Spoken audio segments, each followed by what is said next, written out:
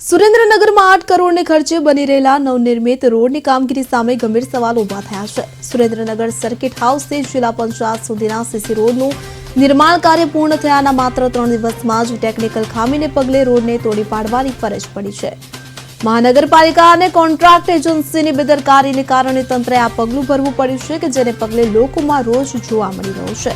નવો બનેલો રોડ 3 દિવસમાં જ તોડી પડાતા તંત્રએ આંખનું કાજલ ગાલે ઘસ્યું હોય તેવી સ્થિતિ સર્જાઈ છે। સ્થાનિકો દ્વારા હાજર અધિકારીઓ, ઇજનેરો અને કોન્ટ્રાક્ટ એજન્સી સામે કડક પગલાં ભરવાની માંગ કરવામાં આવી છે।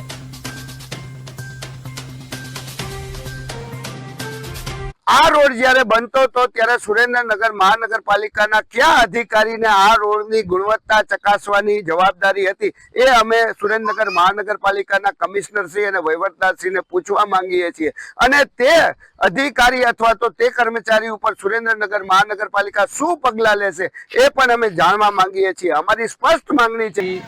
જિલ્લા પંચાયતથી નવા સર્કિટ હાઉસ સુધીનો રોડ ખરાબ હતો, બિસ્માર હતો।